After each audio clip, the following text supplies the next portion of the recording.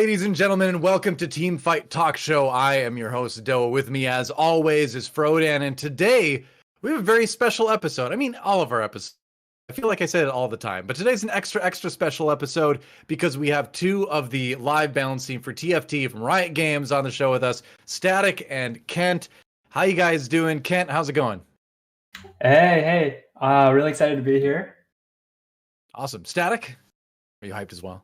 Good, man. The new year's been good. I hope the world is going in a better direction this year. So, hey, I mean, we're just like GameStop, right? The stocks are trending up for TFT. It's a good time.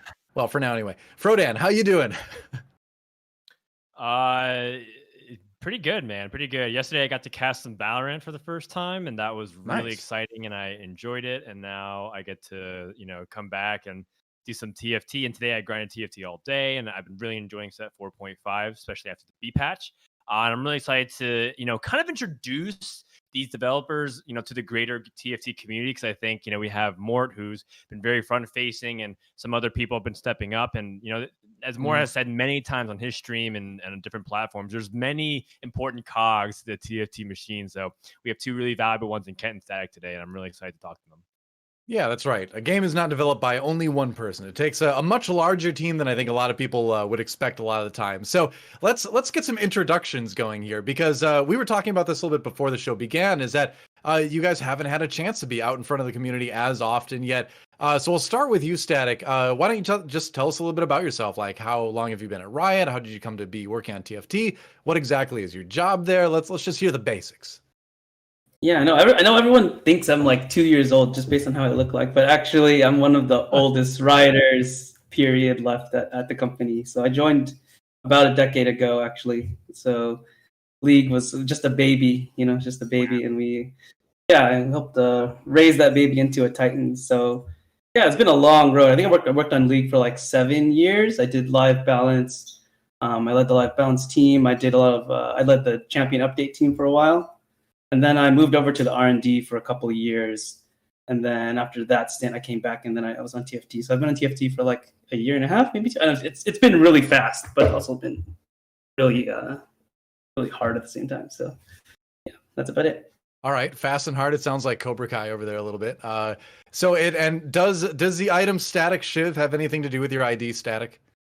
For inquiry. Yeah. It's named after me, and it was actually a troll. Like I made the item, but it was actually internally it was named Statikk Shank, and we were all kind of trolling, like, it's like, Jay, but we never shank somebody, like that's funny. But then for some reason our lore team, when we passed it over to them, usually we pass it over to the naming team, and they'll like redo a more official name.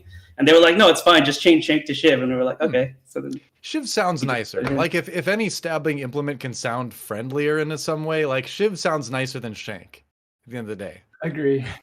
I think so. All right. Well, Kent. Exactly. Kent, how you doing? Tell us a little bit about yourself. So I am one of the newer members to the team. I think I joined in September last year, basically when Set 4 launched. And I primarily work with Statikk and Mort on the live set. So like kind of what's going on, making sure balance is good, gameplay is still fun, and maintaining that current set, basically. Before that, I worked for a while at Blizzard. And I've also been like I played TFT since beta. So I've been like a hardcore TFT player. I've grinded to Grandmaster at least once every season, but not quite Challenger yet, hopefully this season. So yeah, I love the game. I love working on the game, and it's been great so far. Awesome. Yeah, I think Dan and I have played since the very early days as well, too. I know I played a little bit of auto chess when that genre first came out, and then I'm like, oh wait, there's a League version where it has all the characters that I'm actually familiar with. And so then I'm like, oh, this is actually just a better version of the other one. So I've just played that ever since, naturally. So let's get into a little bit to what exactly Live Balance Designer does. Now that is both of your titles, right? Just to reiterate that's I have that right? Okay. So what exactly does Live Balance Designer do? It sounds obvious, but what are the specifics of that? Yeah, I'm the lead of the team, and really the team's only 2 of us right now, and maybe it will be that way for the long future. But live balance is really just making sure that the ideas and that are coming in from the sets team actually like land and be actually are made in a way that's fun and healthy for the long term of the live experience for the game. So we're not necessarily just only trying to balance characters, but we're also trying to make sure like, hey, if say divine is not working, can we figure out a way to make that fantasy of divine characters work, and things like that. So yeah, we use a lot of data obviously to try to figure out what things are too strong, what things are kind of disrupting the meta or not, and also we're really looking at just like how do we make the game fun and interesting. That's kind of like our main goal.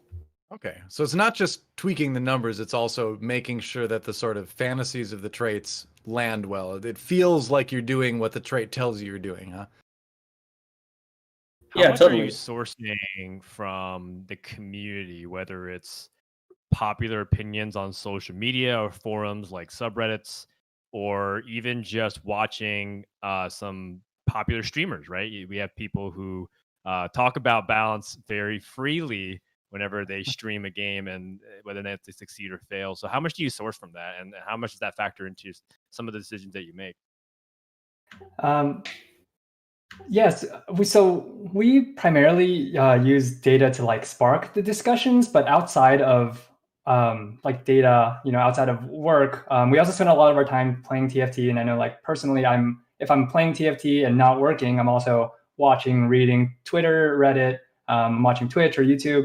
And so with that experience and that content, we get certain intuitions about what to think about. And so that's another way that we drive balanced discussions. And then we can use data as a complement on top of that to see, is there an issue here? What is the issue?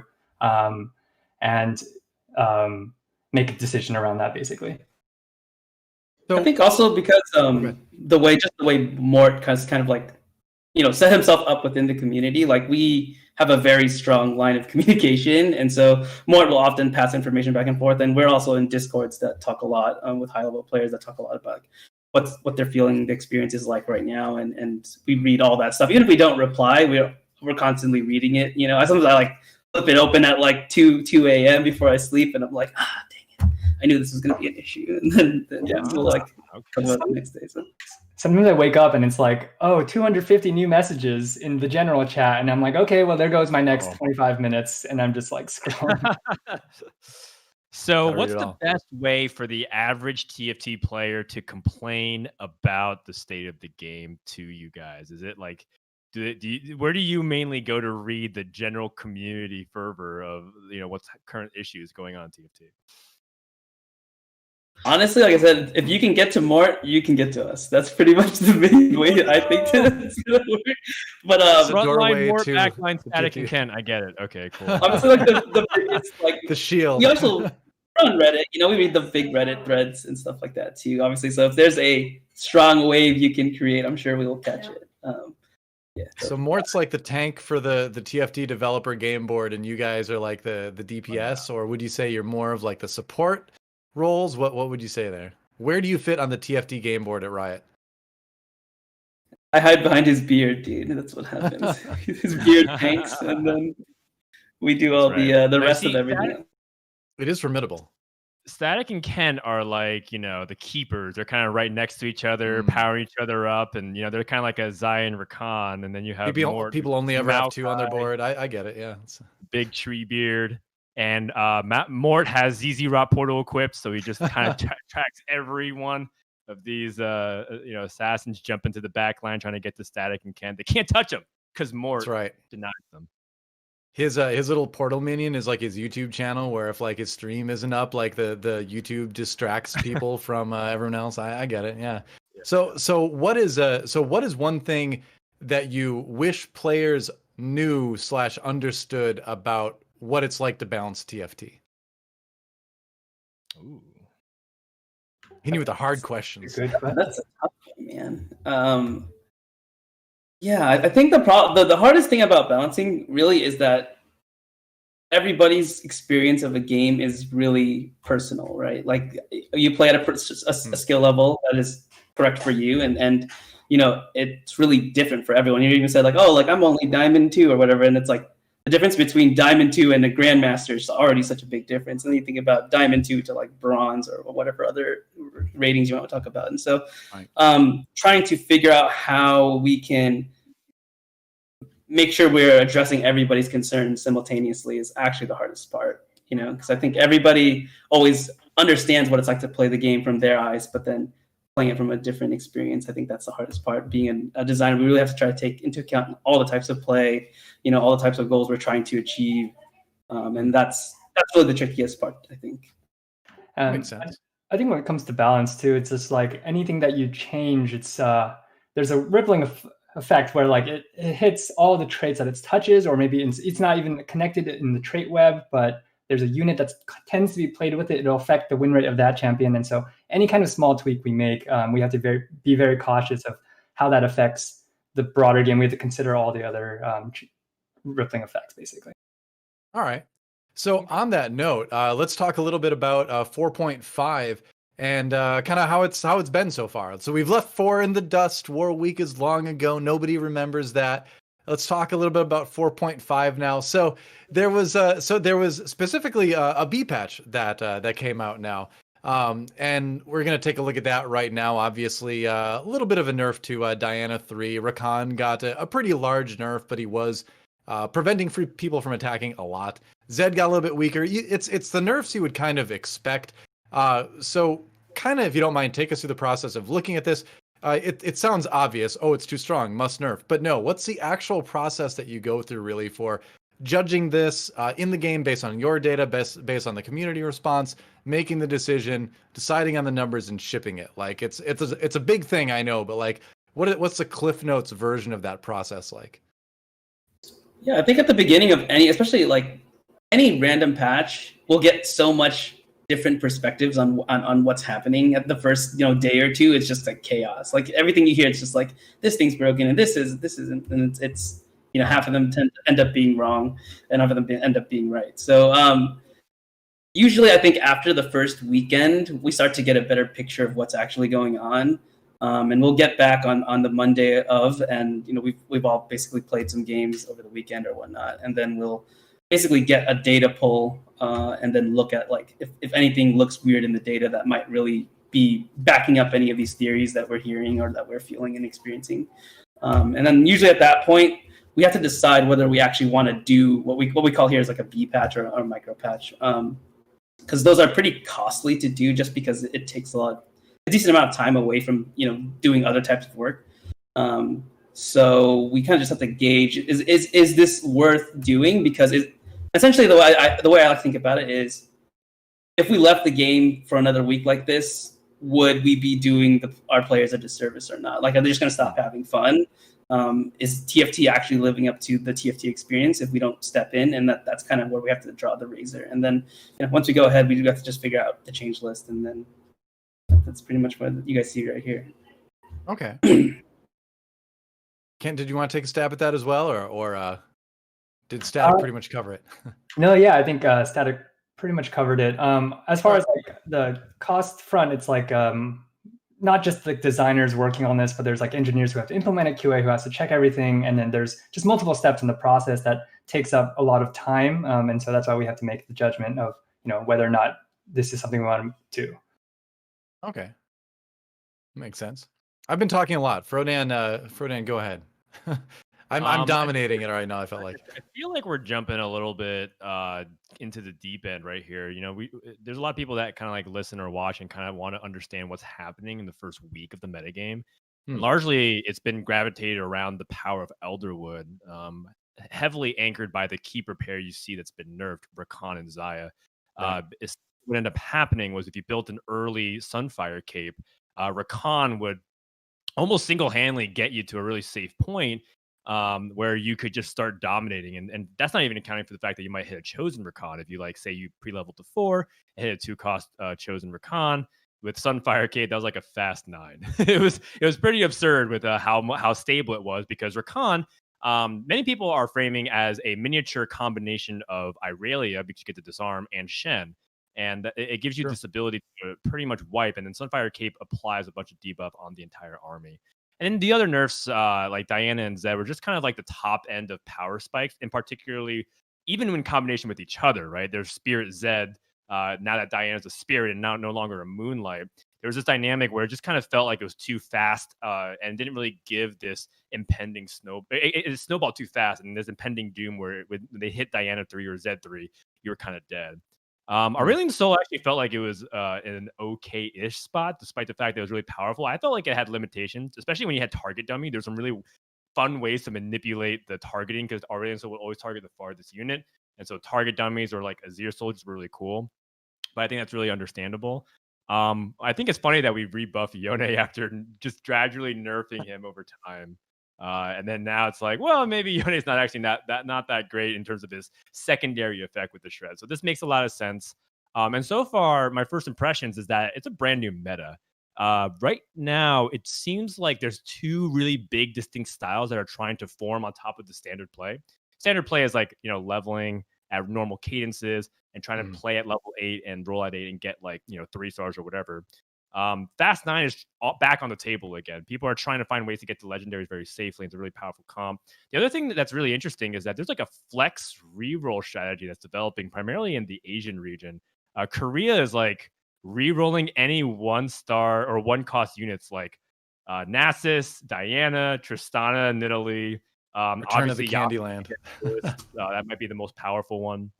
And the thing is that you can actually stay at level 5 all the way until stage 4 rolling without a chosen 1-cost unit, because you're still looking for direction.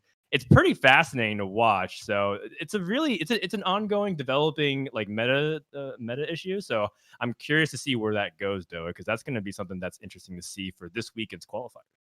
Yeah, same. The qualifier this weekend is going to be very telling, I think, for where the meta might stabilize over the next couple weeks. But I feel like this kind of leads us into our next topic a little bit, where there was a twit longer by Kiting is Hard, and then a response from Mort.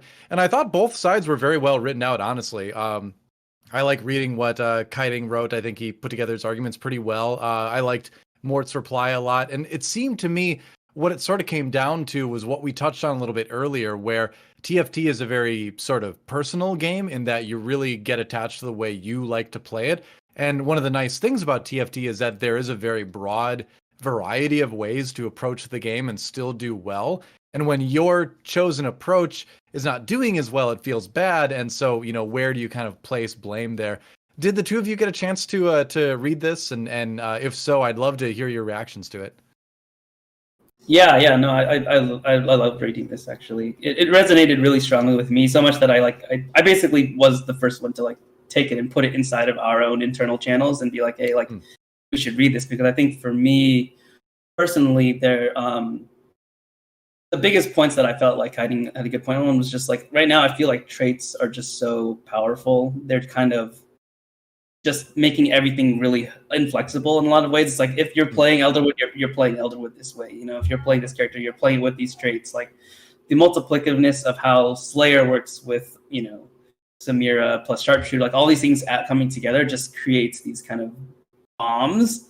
And it's something that we've been thinking a lot about for sure. And so, yeah, I mean, I think that was one of the main points that I really felt resonated with me from the post. I actually didn't get a chance to read Mort's reply because we've just been working so much. But I wish I had got a chance to read that. But yeah. I think the way Kiting framed the feedback was very constructive. It was very helpful, and so like it was able to spark a discussion that we could have internally about like, is this the way we want? Do you think this is healthy for the long run? And there's a lot of other topics that basically that came out of it. And so the way he framed it was really good. On the other hand, Mort's response kind of touched on what like Statikk was talking about, where play style, like the game isn't really going the way he wants it to go. But on the other hand, Mort is climbing like crazy, and he's just playing super flexibly, and it's going well for him. And so it's kind of like you can, if you adapt a little bit more, maybe you won't face some of the issues that you're currently facing. Ah, the good old Yeah. adapt. Ah, I see. I see. Just And adapt. I feel like we should also provide some context for like what we're discussing of what Kiting said because not everyone has read it. So Sure. there's a few different points that Kiting was trying to push forward for people who aren't aware. Is like Kiting was basically saying he thinks synergies are a little bit too strong. He thinks that carries are too item dependent, or even just the traits themselves add too much multiplicative power and creates this really feast or famine dynamic. So he uses, for an example, Tryndamere, who has such powerful scaling if you get him rolling with 80 and 2-star him. But if you don't, it feels like he's completely useless. So you're kind of stuck in this no man's land of like full item kit and 2-star, or he's completely useless. And that creates a dynamic that he feels like he was arguing that's not healthy because it kind of creates this high roll, low roll dynamic. It's a lot more nuanced than that. He actually kind of wrote out a lot more. So encourage you to go read it. But that's kind of the broad stroke of it. And then talks a little bit about the gameplay loop of how it feels, a little bit too consistent with some of these negative feelings that he has.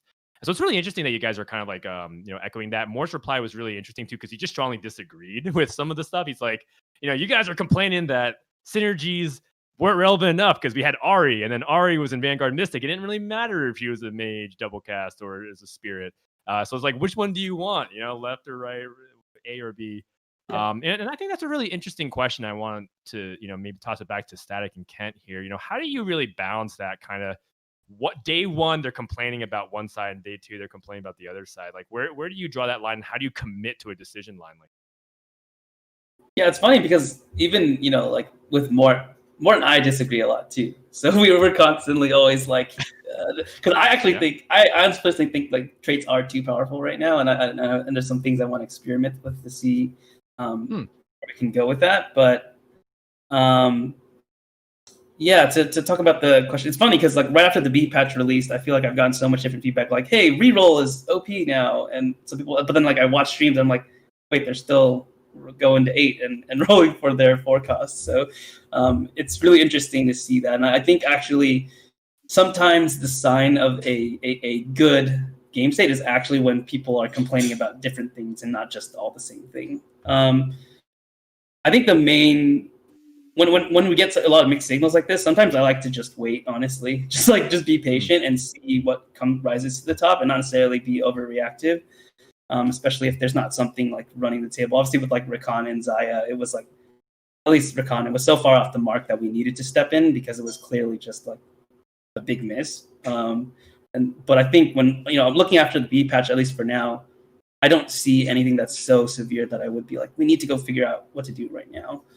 So yeah, my thought would be let's survey the land now that we've kind of gotten the big monsters out of there and let's see what's actually happening inside of our game, because sometimes I feel like even the high level players just feel like they're figuring out the game faster than they're actually figuring it out. Like they think they understand everything that's happening, but then like some person like 2 weeks from now is going to figure out, oh yeah, actually the best way to play TFT was actually this all along or something. So yeah, I always use StarCraft as an example, right? Where that was a game where people thought the meta was decided for years, and then someone figured out something new and it completely blew everything up. So when someone's like, oh, this game's figured out, this patch is figured out, I never believe them first off. I'm like, all right, yeah, maybe we have a ways to go yet. But that's really interesting. This reminds me a little bit in terms of styles of a casting thing, weirdly enough. When Monty and I were helping put together the casting teams for the Overwatch League, putting together duos and who we would bring on, we wanted to have a lot of different styles. And wanted that to be part of the broadcast, that there were a lot of different styles. And then you would go into the Reddit threads and there would just be these vehement disagreements between who people liked for casters. It'd be like, oh, I hate these guys, but I love these guys. No, those guys suck. I love these guys. And to me, that was like my favorite thing to read because it meant that we weren't vanilla and boring and all the same. It meant that there was some variety. And so when I see people complaining about all these varied things in TFT, I see it as kind of a good thing because it means that there's a big variety of ways you can approach the game and different ways people like to play it that are viable. And so naturally you're going to dislike. Like I like it when traits are really strong. So I'm having fun right now. I prefer to play that way. So, I know there's been times where I haven't been able to enjoy that as much and times where I have. And, it's just kind of how the game is. But I think it's healthy overall, but it's got to be tough to balance, which brings me Oh, wait, we have one more thing to talk about real quick before we go on to agree. And that is any news about Turbo? You want to share? Just going to throw that out there. I'm staying quiet, that's for sure. No? Oh, okay. All right. All right. Well, should we let them off that easy, Frodan? At least you tried, though. You know, I tried. We know that Riot can't give away too much because obviously that ruins a bunch of things. You know, working at Twitch, I can completely relate. We can't talk about early release of products of any kind. But just let you know that we're really excited to see, personally, the second feature listed there, spectator mode. Oh, that too. Yeah. Spectator mode as well. Yeah. What's- Well, we I won't bug you can't- about that, though. End of set 5. Please, if there's any way we can do it before then, please, I'm begging you. We want. I didn't know anybody wanted that as a thing. We do, actually. It's quite I'm important glad. to us. Well, now that it's on the table, Well, that's the please. problem. Well, now we Push figured it out. forward. Yes. All right. Well, we had to try. Please forgive us, but sorry, not sorry. Anyway, moving on. Let's move on to a segment called Agree. And here's our first question. Do you agree, yes or no? Balancing TFT is more difficult than balancing League of Legends. We don't want to get you in trouble with anyone over there, but give us your honest opinion. I would agree with this, and I've literally done both. So it's I was thinking. TFT is really difficult because everything just so much more interconnected. Like Kent was saying before, it's like you change one thing and all of a sudden it's just like this comp goes up in value, and like this champion, because they're on that comp, is going up in value, and this item is now overpowered because it has a synergy with this character. Like it's wacky sometimes. I think Warwick was an example of just like, I was just trying to buff my item namesake a little bit, and then it just went completely out of control and destroyed the game. For, week. And it was like, That's it was rough. Good memes though. Yeah, I think because every TFT game features every single element of TFT, well, every set element in TFT, like it just causes this really big snowball of how small ripples can create huge effects. So. All right. Kent, what do you think? Yeah. I mean, completely agree with what Statikk said. One benefit that we do get, though, is that when we balance TFT, I think we can focus a little bit more on the top end of play, because if things are balanced at the top end of play, it'll usually trickle down to that, like everyone will, the meta will basically evolve with the top end of play. Not necessarily the same experiences for everybody, but as far as balance, if it's balanced at the top end where people are optimizing it, it should go well. Whereas in League, one famous example, I guess, is Akali, where she's so good at pro play, but when an average player plays it, it's not that OP. And because there's a whole mechanical side of Akali that like comes with mastery, and thankfully we don't have any of that in TFT. Interesting. Can you before DoA and I chime in here, what do you define as like top level play? Is it challenger? Are you accounting for diamond plus? Like, where's that range in your mind? Typically, we look at data. It comes to the top 2% or the top 1%. So which is diamond 4 plus or diamond 2 plus, around that level. Oh, okay, interesting. Neat. We're officially high level players, Frodan. How about that? Wow. You guys are. Don't downplay your skill, man. I knew it. I would guessed. make it one day. Woohoo! All right. Well, Frodan, what do you think? I agree here. I think that, and it's exactly what Statikk has mentioned, the interconnectivity of TFT, the fact that like every item will be relevant at every juncture of the game from beginning to the end, and the balance of that is going to be completely different than, say, mythic items, which is you can always balance it in Summoner's Rift by just like the gatekeeping aspect of it, right? You're not going to get access to it early, and therefore you don't have to worry about that phase of the game.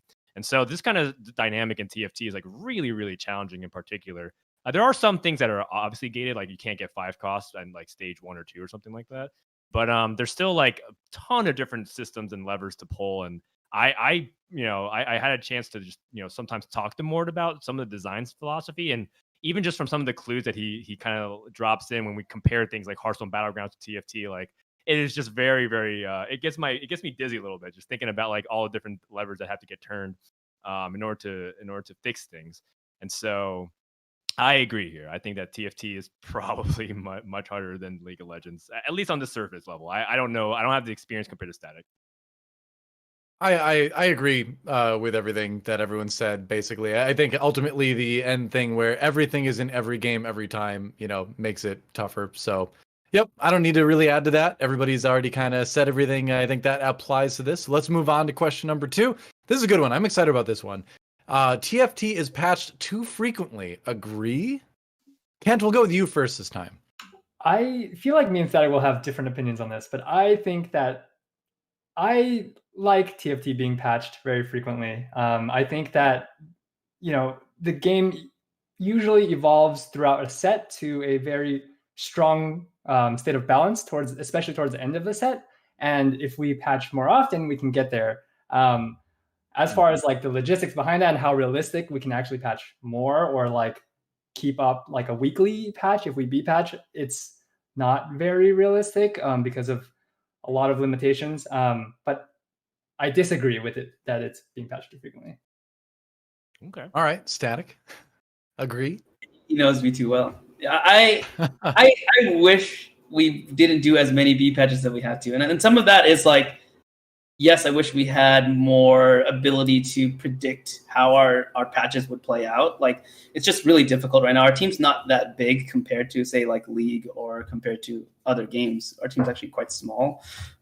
So we have limited tools as to assess the changes that we do. And so a lot of times it's like we put it out there, we make sure it's not insane, or in the case of Rakan, maybe it was insane.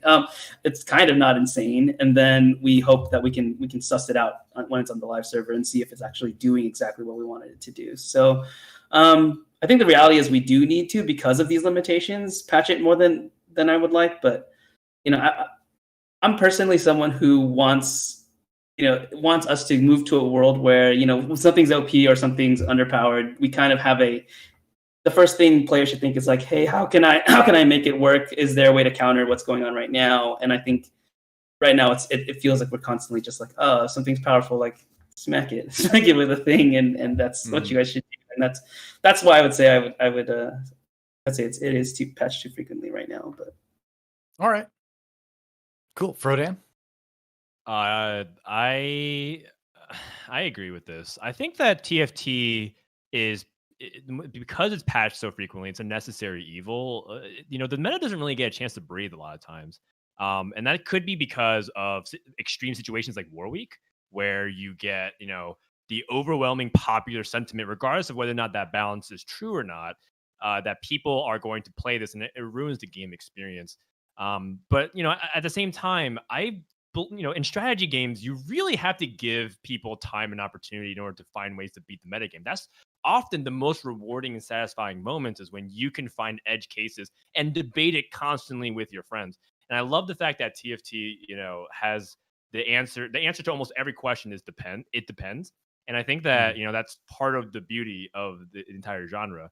But I think because when it gets patched so frequently, it continues to increase this knowledge gap, which, if you're a hyper competitive player, let's say you're competing at the top levels and you're trying to be number one ranked on the leaderboards, that's good for you, but it's bad for almost everybody else. And, I can't tell you how many times I have, dozens and dozens of friends tell me that TFT just changes too often, and it's just hard for them to jump back in, and they can't play their favorite champions anymore because all of a sudden it's bad, or there's just so many big system changes entirely that are hidden, right? Whether it's like percentages on chosens, or different like things that weren't necessarily listed out in the patch notes that's not entirely obvious, like the shop change rework, that's not something that's very intuitive. So these kinds of things, I feel like, is a big design challenge, I think, if anything, because there's two groups of people. There's people that say you don't patch enough, like fix this immediately. How can you let Blender, Ocean Mages, Mech Infiltrator Week exist? And then there's people who say this game changes too much, and I'm just so unfamiliar, and I feel like this is creating the exit point for the player experience. And I think that's a challenge that's going to exist until someone solves it. And I think TFT is the only game in position to do so. We'll see. It definitely occupies a unique space in the competitive gaming world for sure. But Kent, I'm so sorry. I can't tie this up for the disagree. I have to go with the agree as well. I come from an older school of gaming where you had, StarCraft 2, StarCraft, where there were months, even years between patches sometimes. And people had to take the time to, figure it out. And while I do agree that certain things in TFT do need pretty immediate attention, I would like to see at least another week between patches and things, just for it to slow down a little bit. And like Dan said, let the meta breathe a little bit. I wonder sometimes if that would alleviate some of the complaints that X is too strong, please nerf, because they know it will be probably, rather than, how can we beat this? So it's I do think people are always seeking ways to beat the strong stuff, but I do wish they had a little bit more time to do it. So I can't necessarily say it's wrong, but I would just prefer it was patched a little bit less.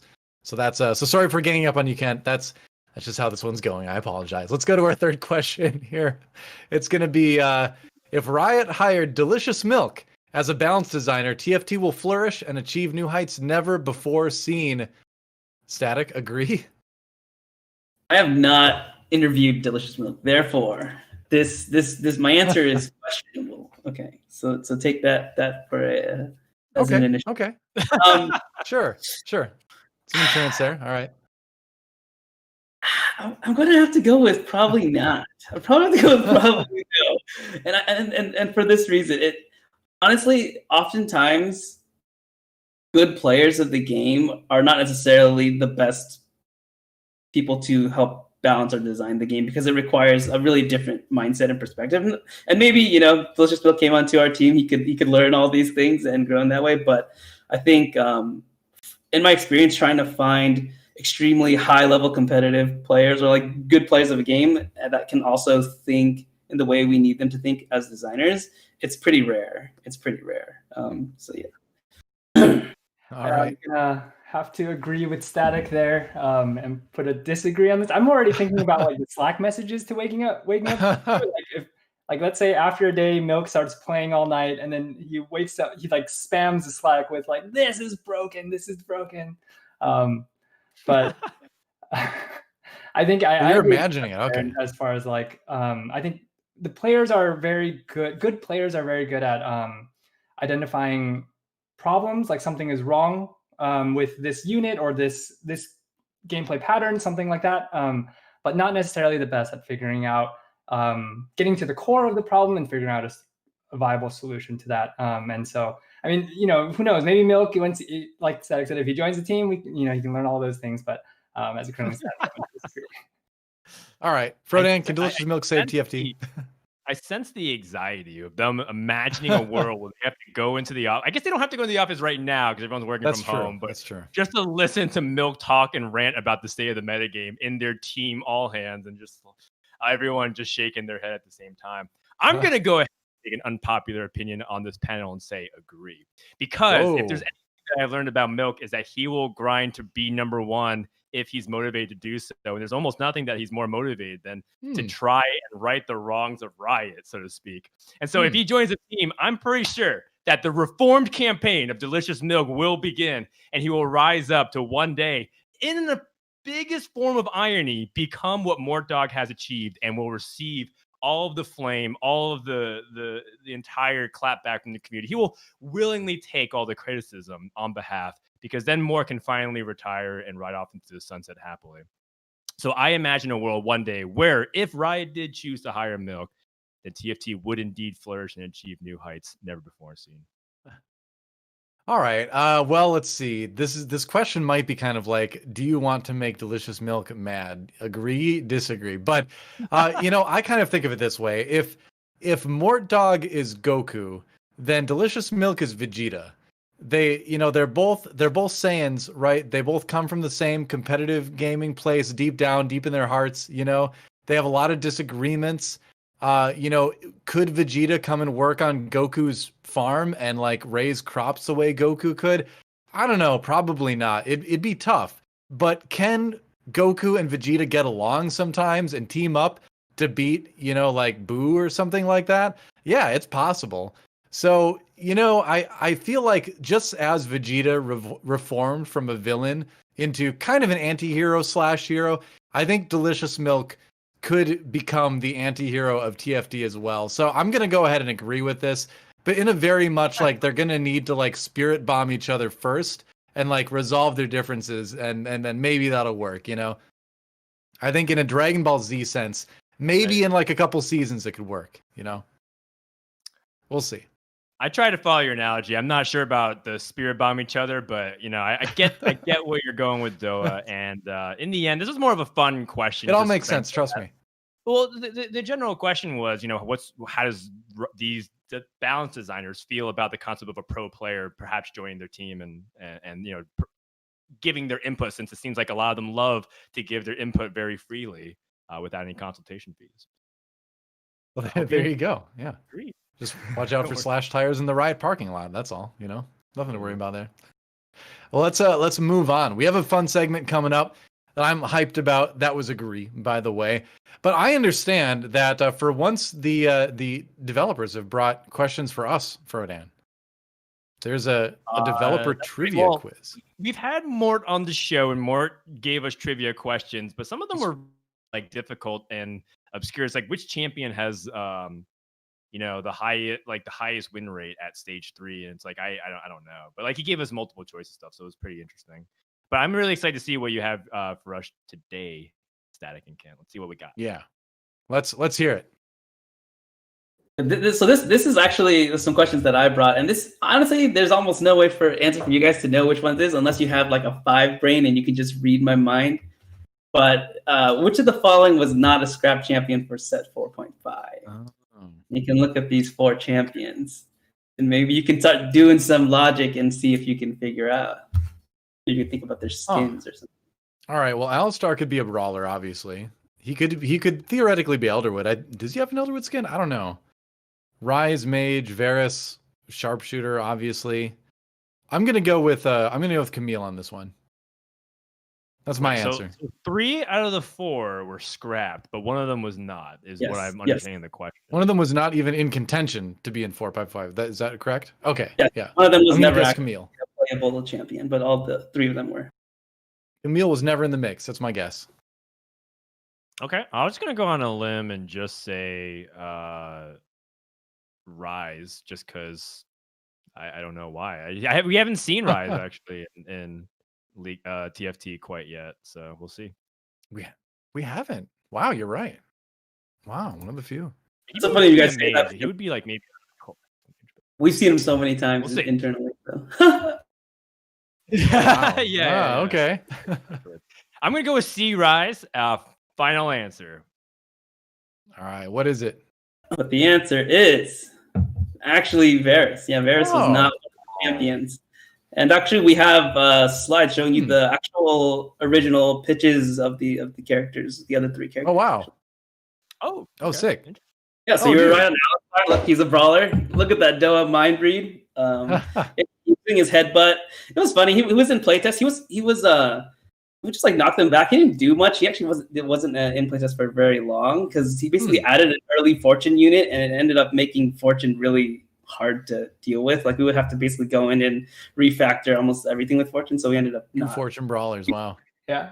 Also, like it ends up like hurting yourself because you know, you have a spell that's casting on the ground, and then Alistar's like, boom, I'm gonna knock him out of that spell, and it feels bad. Yeah. Wow, that's awesome. You need like a bachelor's degree to understand Ryze's ability here. This is similar to like the Summoner's Rift thing a little bit, you know? Yeah, totally. But it's like the spell propagates to enemies, but then I was like, what? Is that a good thing? Hey, we're an intellectual bunch here in the TFT community. Yeah, we can handle this for sure. Yeah, I mean, definitely looks really like put a blue buff on him and kind of get that like whole board AoEing, but it never actually worked. But we would constantly have people internally being like, me Ryze, and then they would lose every playtest. It was fun. For sure. And we ended up cutting Moonlight as a whole because we just needed to make room for different traits that we wanted to bring in. So it was the easiest. Moonlight was kind of like the easiest like singular clump of champions that we were able to remove without destroying a lot of the trait structures. So the Moonlight champions ended up going. That's cool. It is a really cool design, though. I like this one. Yeah, hopefully we see Ryze pop up in TFT at some point. I love that splash art too. All right, what's the next one? Camille, I think, was also. Yeah, I think Camille's the other one. She was the other Moonlight champion, and Moonlight. Yeah, she ended up just being really just like a generic melee character and wasn't adding a whole lot. And duelists already have a bunch of early units that kind of just smack people, and then she just kind of wasn't really serving much purpose. So Right. Okay. All right. That makes sense. I kind of thought like Varus was going to be like a sharpshooter or something like that, but that nice bait. Well done. And this was really cool stuff. I love seeing these kind of design decisions that didn't make it through, because it's definitely showing like how you are approaching the game in terms of some of these design philosophies, which is interesting. This is really awesome. I had no idea we'd get to see like the champions that that didn't make it. That's awesome. All right. What's question number 2? Let's move on to the next one. It's very similar, but it's which of the following was not a scrapped trait for set 4, and you have to put on your this is for set 4, not 4.5. So you gotta think, Dan. You gotta think.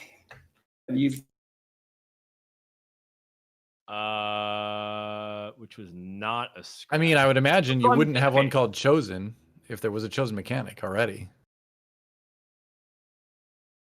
Right. So the Chosen C is like throwing me off here. Which of the following was not a scrapped trait? So 3 of these 4 were scrapped. Gloom Seed sounds awesome. So when you say scrapped, you mean that they didn't make it through, or were they repurposed, or like? It means that they were in the game, and then they are no longer. They could be. It could be renamed potentially. Yes, it could be renamed. Okay. All right. So I don't know what Chosen would be, given that's the defining mechanic of the game so far. Gloomstein sounds like Elderwood to me, so that seems like it'd be make it through. So it wasn't scrapped, or it was scrapped. I don't know. I'm starting to get confused. DoA, you take it from here. I'm trying to logic. I think what they're saying is one of these was not even in contention to be in the set. So 3 of these are real ones that were thought about, but then not used. One of them is not a real one that was thought about and then not used. Is that right? Yes, only one of these was actually never there was never even a paper pitch, or was never actually in play. Yeah, I told you we were intellectuals here in the TFT scene. All right, I'm still gonna go with Chosen, because it seems like the obvious answer, because you wouldn't, having a trait called Chosen to begin with when Chosen was already a new mechanic in the set doesn't make a lot of sense. Right. There might be name changes there, but I'm just gonna go with the obvious answer. I'm gonna go with C. Okay. I also don't know what Tactician is, given that it's also part of the name of the game, like Teamfight Tactics. So it's like you're gonna get a tactician. That's what we are, Dan. We're tacticians. So I'm definitely it's a little sus to me as well. So I'm gonna go with D, Tactician. All right. Chad is saying it's B, according to Karamix's Twitter. So we'll see if that's correct. What's the right answer? Oh, Chad knows. Yeah, Chad's cheating, man. It is Enchanted is never a real thing. Enchanted. All right. We can talk about the other ones. Like context. We'll have the slides similar to the last part. We'll have the slides of actually the canceled versions of these traits. Yeah. Gloomseed was a trait where like you would get an effect based on the unit dying. It didn't make a whole lot of sense, because you had to like suicide your units, and it was really difficult to actually get it to work. And we ended up scrapping pretty quick. Yeah, I mean, like Giovanni was kind of like the mastermind behind a lot of these ideas, and I think he does a really great job of taking like a cool thematic feel and trying to translate it. But sometimes it comes into an idea that just is too hard to get to work, practically speaking. And Gloomseed was an example here of just it was cool, but it just didn't make a whole lot of sense. So we ended up scrapping it pretty quickly. But we did play test with it, and I remember I tried it, and I was like, Giovanni, this is terrible, man. I don't know. This sucks, dude. Yeah, I like the concept of it. You want your units to generally stay alive unless there's like a really powerful thing, and you don't know if this ends up being good or not. So definitely interesting. All right, well, that's cool. All right, what's the next one? Yeah. So Chosen was actually the original name for Enlightened, and that I threw it in there. Also, it was slightly different, so it's a mix. Basically, this is the fabled effect that you guys know now. Basically, improvement of the spell. Right. So we ended up kind of like piecing some things together and then repurposing it as a different thing for 4.5. So fabled is kind of like the baby of these two things. But here's the Enlightened champs, basically.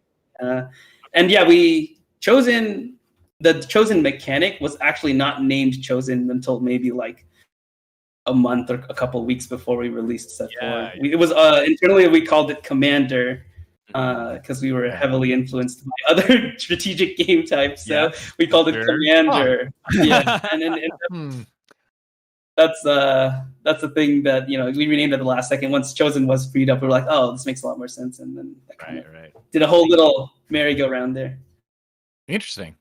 Yes. All right. I believe we had Giovanni on the show previously, and he actually mentioned that. So people, I remember him saying that. Now, kind of new to the show, you should go back to that previous episode and hear some of his design insights, where he talked a little bit about that, like some of the nomenclature and some of the philosophies behind how he was kind of setting forth the initial concept of Set 4.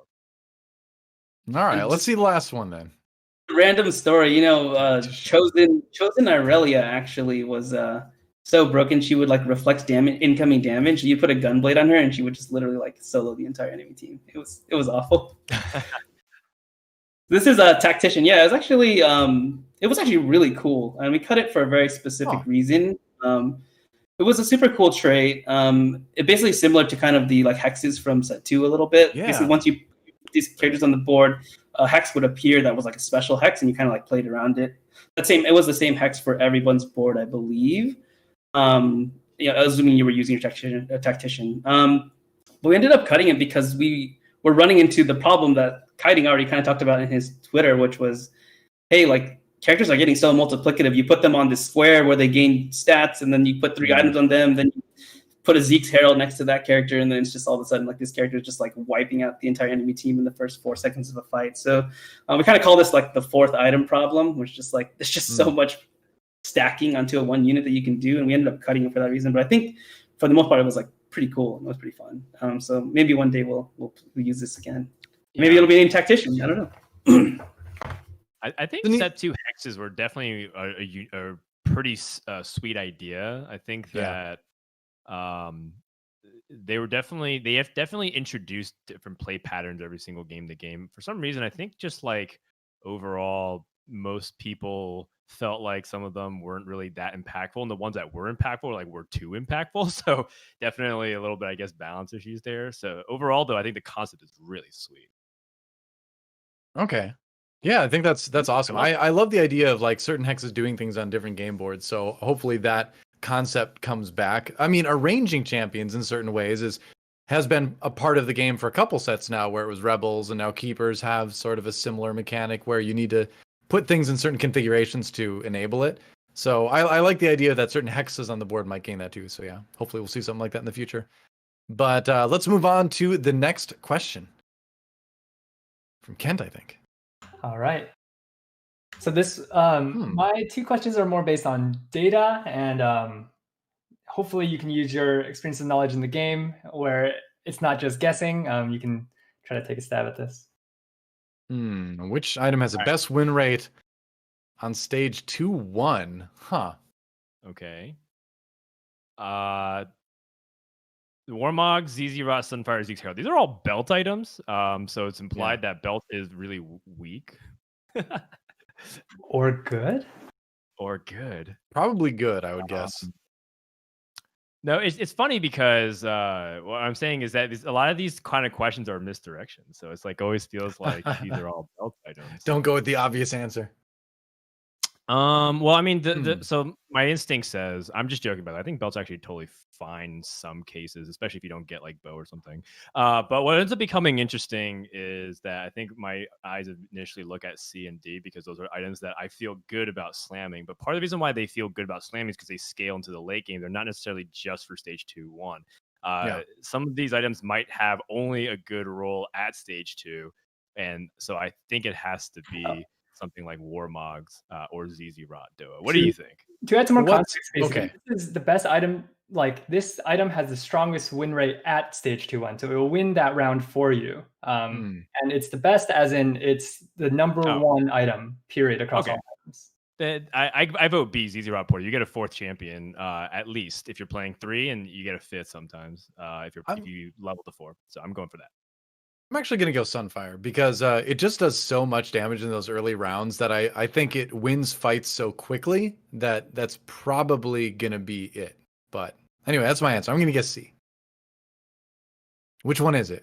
Let's see the answer. And the answer is Z. Oh, I had to pick something different.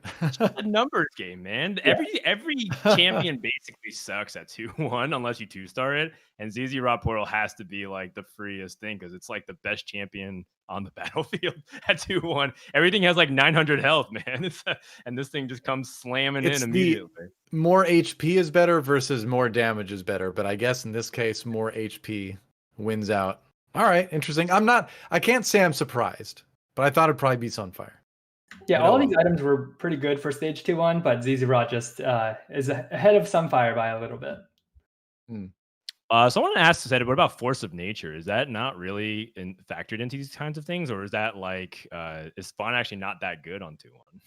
So technically, the data on 2-1, the only way you can get a Fawn on 2-1 is if the starting carousel was all Fawns, and therefore it's a 50% win rate because everybody has a Fawn. There's no way to get just one Fawn for one player at 2-1. Stage 2-1 is definitely the important note there. Okay, cool. All right, cool. Let's see the next question then. The final one. Fawn is perfectly balanced. You heard it from Ken himself.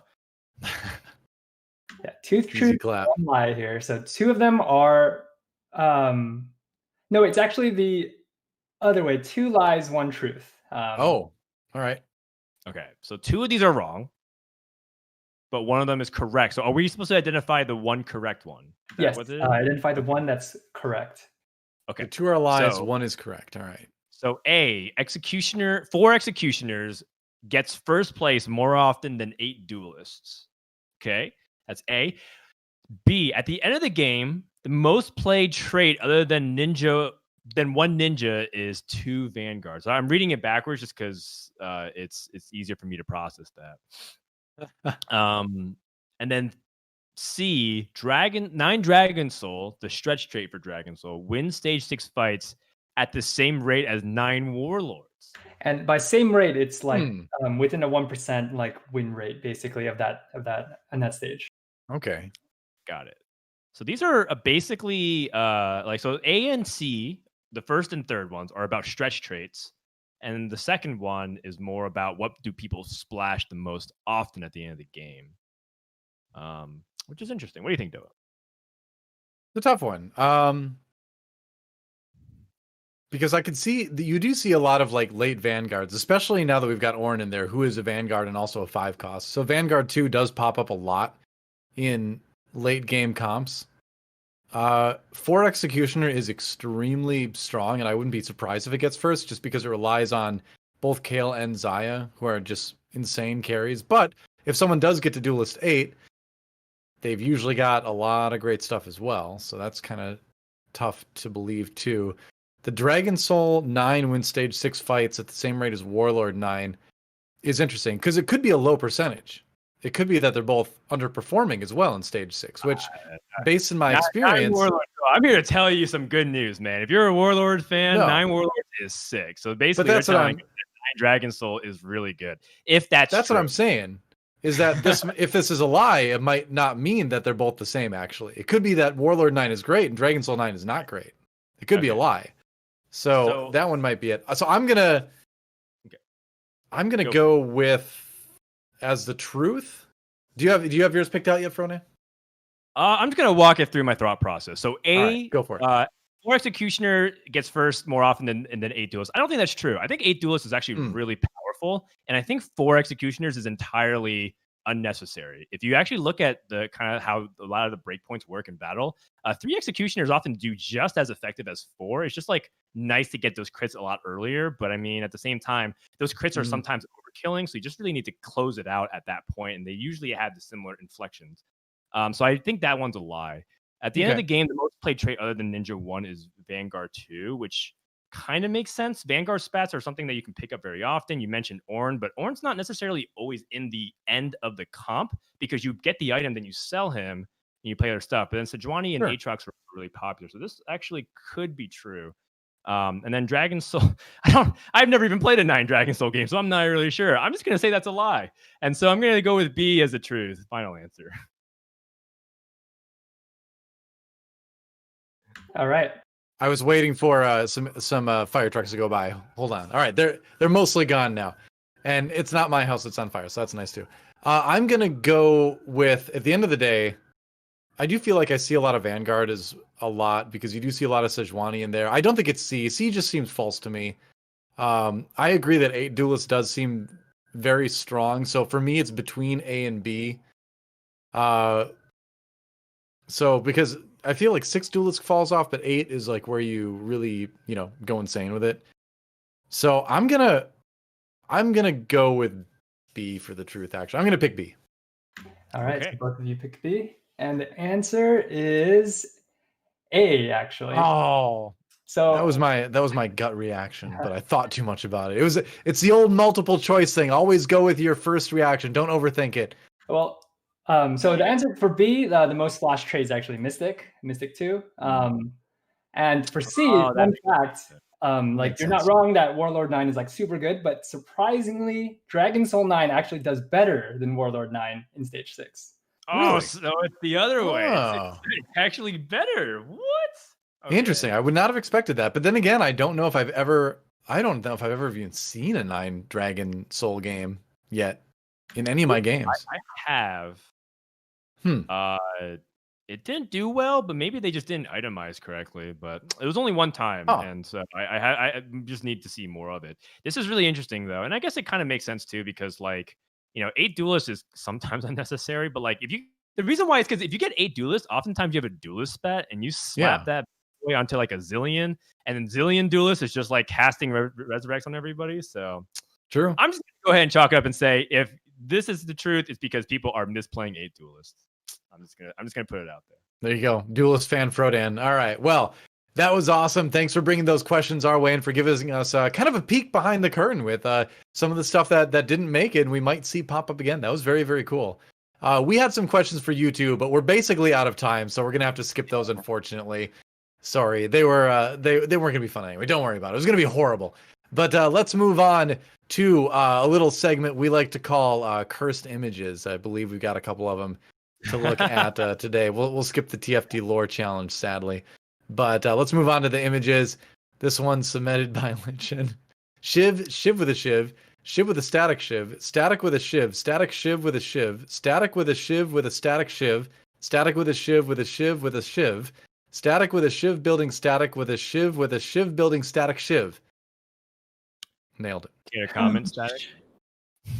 I don't know how people find time to do this. Maybe this only takes like 5 minutes, and I don't understand. But it's just like what happened? I mean, I feel like I was a lot skinnier back then too. Man, tough. How old were you in this picture? I was probably like 25, so 24, 25. 25. How old are you now? I'm like 32, 31, so it's kind of wild. So. Wow, so old. Got it. Well, it's not that long ago. I mean, I don't know. It's hard it's to not say. that long ago. Time is so relative at this point for me. Yeah. That's right. The internet controls the stock market now. Who knows what's going to happen next? It's a different world. That's for sure. So, Static, not Let's do the sure next one. about it, but it's a thumbs up from me. I This like one was it. submitted by Single Persona, where right there at rank 48 is Solus, rank 58 is Soju, rank 75 is Hyun, rank 76 is Saint, but there's one person on top of this ranking that has a higher win percentage. Look at that top 4 rate, 100%. That's really good. Yeah, I think I checked him with more like the other day. His top 4 is still like really high. It's like 80-something%. It's pretty nuts actually, this set so far. Yeah, You Morrison might know a thing or two about the game. The guy's pretty good at the game. He's going to start winning his own tournaments soon. Yes. I would take a second that I know that we talk very highly about Mort, but one of the things that I really appreciate is his weekend streams because I always pull it up just since he's streaming really early in the morning and I like to warm up my brain that way before I play. And he's just doing the most random BS I've ever seen. It's just like, I don't even understand what he's playing. And it's like, I can't tell if it's because he's so big brained or he's just making stuff up as he goes, which I think is a little bit of both. And he's like, yeah, well, what's a 4th? We'll take it. And it's like, if you look at his match, she's like 4, 4, 4, 4, 3. Maybe a 1st. And then 4, 4, 4. It's like, Mort really plays for top 4 every single time. So if you love that kind of improvisational fly by the seat of your pants stuff, definitely check out Mort's weekend streams. They're pretty wild sometimes. I don't understand how he gets top 4 from some of the positions he's in. It was fun. It's the power of playing flexible, right?